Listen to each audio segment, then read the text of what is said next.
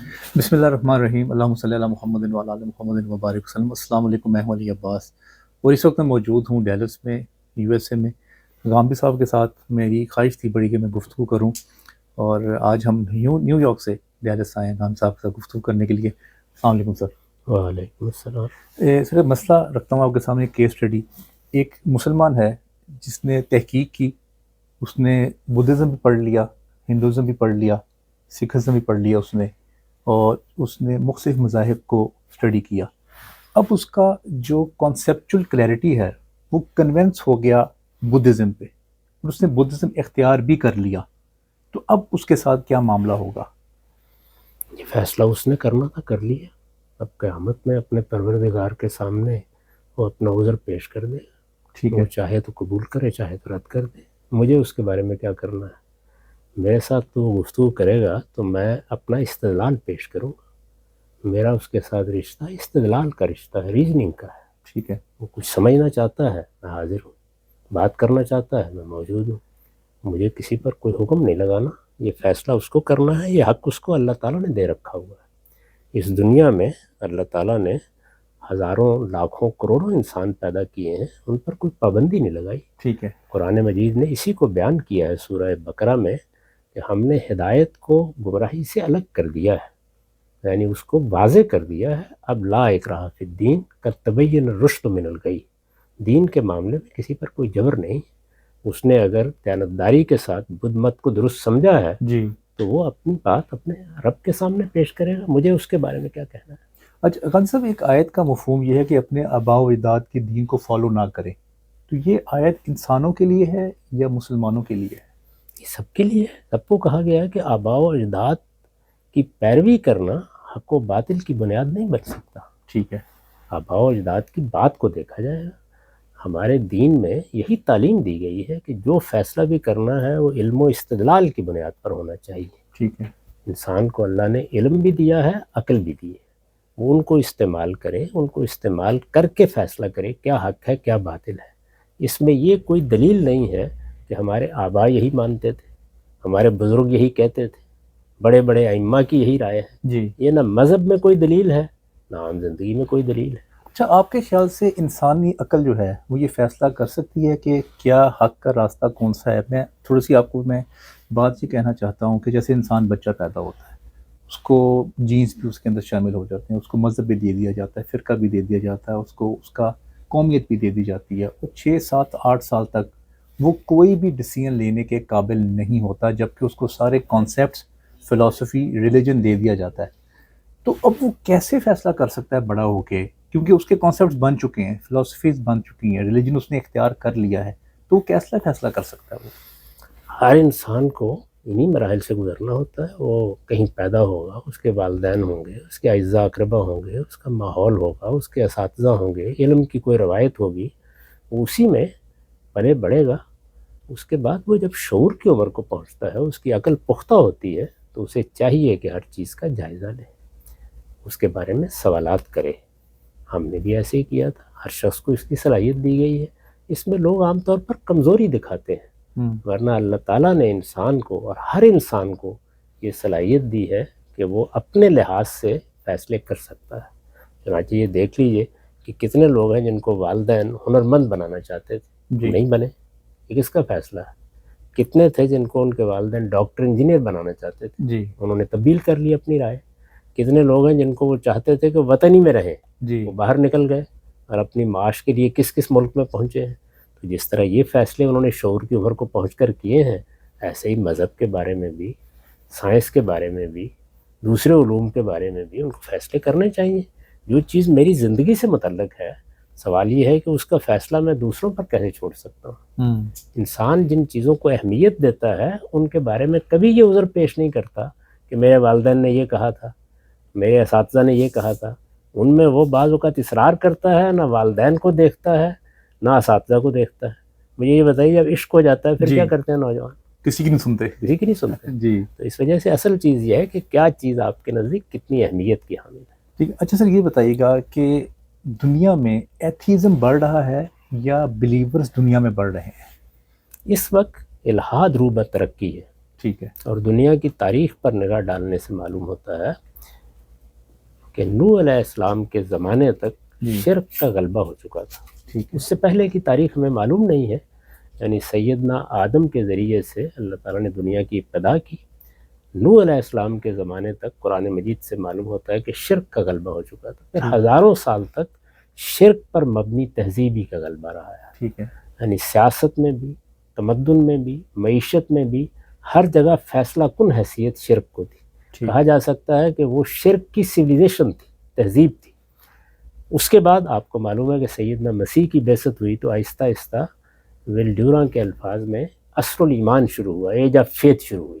تو 1200 سال پھر ایج آف فیتھ کے ہیں. اس میں سیاسی غلبہ بھی مذہب کا ہو گیا دونوں جانب. اس طرف مسیحیت تھی، ادھر اسلام تھا. تو دنیا میں یہ ایمان کے شیوع کا زمانہ ہے یا اس کے غلبے کا زمانہ ہے. اب آہستہ آہستہ صورتحال تبدیل ہوئی ہے اور اب الحاد کی طرف لوگوں کا رجحان ہو رہا ہے. میرے خیال میں وہ ابھی روبہ ترقی رہے گا اور ہم شاید الحاد کے دور میں داخل ہو گئے. اچھا سر، یو ایس اے میں جب بھی کوئی قانون بنتا ہے تو کیا یہ مذہب سے رہنمائی لیتے ہیں یا یہ دیکھتے ہیں کہ عوام کے لیے کیا بہتر ہے، اس کے حساب سے قانون بنتا ہے اور فیصلے ہوتے ہیں؟ کسی بھی معاشرے میں جب کوئی قانون بنایا جاتا ہے تو ہر چیز اس میں کار فرما ہوتی ہے. یعنی لوگوں کا کوئی مذہب ہوگا، یہ ہو نہیں سکتا کہ وہ اثر انداز نہ ہو. ٹھیک ہے. رسوم ہوں گے، عرف ہوگا. اسی طریقے سے ایک تاریخ بنتی ہے ہر قوم کی. آپ نے دیکھا ہوگا کہ یہاں امریکہ کے جو 4 فادرز ہیں ان کا حوالہ دیا جاتا ہے. انہوں نے کیا اصول قائم کیے، انہوں نے کیا دستور دیا. تو یہ ساری کیا چیزیں ہیں؟ یہ وہی روایات ہیں جو سوسائٹی کے اندر ہے. آپ کے علم میں ہے کہ برطانیہ میں تو ساری دستوری روایت تحریری نہیں ہے. جی اس میں زیادہ تر چیزیں وہی ہیں کہ جو چلی آ رہی ہیں. جی جی. یہ سب چیزیں قانون پر اثر انداز ہوتی ہیں. اور اس میں ظاہر ہے کہ قانون کیوں بنائے جاتے ہیں؟ قانون اسی لیے بنائے جاتے ہیں کہ آپ نے ایک معاشرہ تشکیل دیا ہے، اس میں ایک سیاسی نظام قائم کیا ہے، تو یہاں لوگوں کے لیے بہتری پیدا کی جائے. یعنی 2 ہی چیزیں جو قانون کا باعث بنتی ہیں: لوگوں کے لیے بہتری کے مواقع پیدا کیے جائیں اور سوسائٹی کو جرائم سے پاک رکھا جائے. نہیں، یو ایس اے کو ایز اے سیکولر سوسائٹی کہا جائے گا یا ایز اے ریلیجس سوسائٹی کہا جائے گا؟ دیکھیے، سوسائٹی کے لحاظ سے تو یہاں مذہب کی کار فرمائی ہے پوری طرح ہے. کم سے کم میں یہ محسوس کرتا ہوں کہ مذہب جس طرح کا مذہب ان کا ہے جی اس کے ساتھ وہ ایک عمومی وابستگی رکھتے ہیں. جس معنی میں سیکولر بولا جاتا ہے پہلے اس کو سمجھنا چاہیے. اگر تو اس سے مراد یہ ہے کہ لوگ لادین ہو جائیں جی تو یہ معاشرہ لادین نہیں ہے. ٹھیک ہے. خاص طور پر ہم جس ریاست میں رہتے ہیں وہاں تو بڑے مذہبی لوگ. صحیح ہے. آپ چرچ میں جا کے دیکھیں وہ بھرے ہوئے ہوتے ہیں. ٹھیک. وہی کیفیت ہوتی ہے جو جمعے کے دن آپ مسلمانوں کے ہاں مسجدوں میں دیکھتے ہیں، وہی کیفیت ہوتی ہے کم بیش. اس کو ویسے بھی بائبل بیلٹ کہا جاتا ہے. تو اس لیے ان کی معاشرت میں یہ موجود ہے. اب سوال یہ ہے کہ اگر سیکولرزم سے مراد یہ ہے کہ ریاست کے معاملات میں جی جی مذہب کو زیر بحث نہ لایا جائے جی تو وہ پوری مغربی دنیا میں اختیار کر لیا گیا ہے. اس میں مذہب نے کوئی رکاوٹ ہی نہیں ڈالی. اس کی وجہ یہ ہے کہ ان کے ہاں مذہب مسیحیت ہے اور مسیحیت میں سینٹ پال شریعت کو الگ کر چکے. وہ ابتدائی میں ہو گیا. ٹھیک ہے. تو ان کے ہاں یہ کشمکش موجود ہی نہیں. ٹھیک ہے. یہ کشمکش وہاں ہوگی جہاں شریعت ہوگی، یعنی قانون ہوگا. وہ یا یہودیت میں ہے یا ہمارے ہاں. اچھا سر، آپ کو لگتا نہیں کہ جو ریلیجن ہے وہ فیل ہو چکا ہے دنیا میں؟ کیونکہ جس ملک نے ریلیجن کو ریاست سے دور کیا ہے، جس میں یورپ ہے، جس میں ملیشیا میں بھی اتنے اس طرح سے قانون کی پاسداری نہیں کی جاتی، امریکہ میں ہے، تو وہ ترقی کر گیا. یہ بات یہ ہے کہ ریلیجن کا کیا تعلق ہے اس سے کہ آپ نے کیسی ریاست بنانی ہے. جو ریاست آپ بنائیں گے اس میں نے عرض کیا کہ 2 ہی چیزیں ملحوظ ہوتی ہیں: لوگوں کو امن فراہم کیا جائے، ان کے جان مال آبرو کی حفاظت ہو، اور ان کی بہتری اور بہبود کے کام کیے جائیں. ٹھیک ہے. اس میں مذہب کہاں زیر بحث آئے گا؟